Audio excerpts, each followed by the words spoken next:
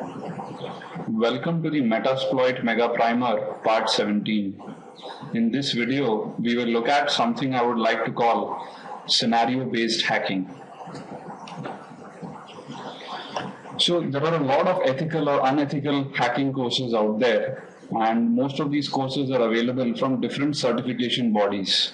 I wouldn't specifically want to name anyone here. The biggest issue is most of these certifications concentrate on tools than on the application of tools to different scenarios, and hence typically operate more on a script kiddie mentality. Also, real world scenarios are typically not used. That is, they just tell you, okay, this is the tool, this is how you need to use it, and that's it. Right? Unfortunately, what I've seen over the years is that students who receive these certifications find it very difficult to excel in the real world scenario, whether it may be pen test, vulnerability assessment, or anything else. Well, what is the real world scenario then?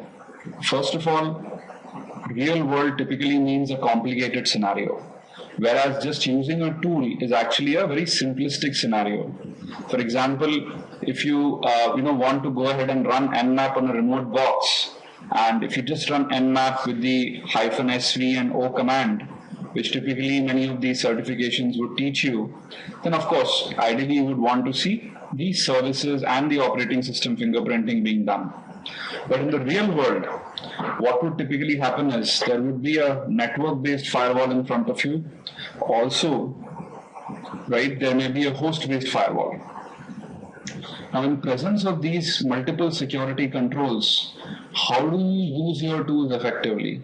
That is something these courses do not teach you. Basically, what I'm hinting to is a very heterogeneous architecture in which there are firewalls, IDSs, IPSs, and many other things. The real world requires you to be the master of all rather than just a jack of all. And this is where basically scenario-based hacking comes into picture. So what is scenario-based hacking? Now, you have multiple components which may or may not be present in a given scenario. For example, your machines may not be patched or may be patched. The remote victim may have a personal firewall, antivirus, maybe behind NAT, behind a firewall, have an IDS and IPS on the same network. If it's a web application, it could have a web application firewall. So these are the components. Now in scenario one, maybe none of these security components are present, which is a very simple, easy to go about scenario. In scenario two, maybe the machine is patched, but the rest of the components like antiviruses, NAT, etc. are not present. Scenario three, maybe there's a personal firewall and the software is patched. Scenario four, maybe they also have an AV, right? So we could just go on to scenario 5, 6, and so on and so forth, and have a combination of these components in the scenario. And this is what scenario-based hacking is. What I plan to do is start from the simplistic scenario and then move towards more complicated scenarios in the presence of different components. Right? So we'll start with a simple scenario, no patches, no AV, no nothing, and then move on to more complicated ones in which you have a firewall and you have multiple application server clusters and whatnot. Also, we'll look at various interesting scenarios like how would a hacker break into someone when he's at the airport, probably using the Wi-Fi, or in a coffee shop, and some of these other interesting scenarios. Now, as you can see, scenario-based hacking definitely deserves a new video series and cannot be just a part of the Metasploit Mega Primer. And there are multiple reasons to that. First, scenario-based hacking typically requires more tools than just Metasploit, right? Second, it would require an understanding of both network and host security, depending on the scenario, of course.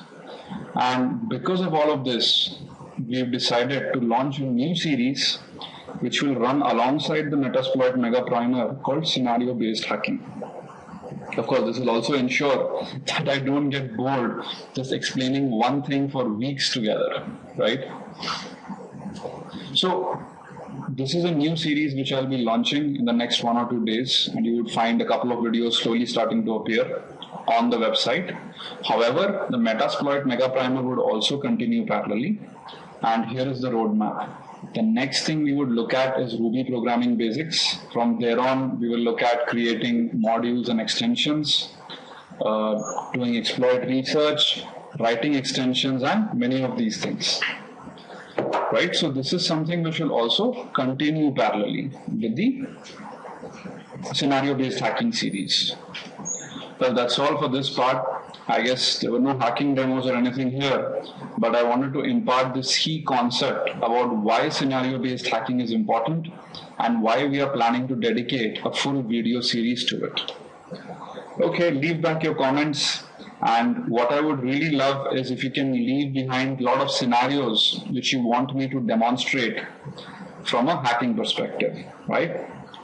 Well, that's all. Have a great day ahead. Bye-bye.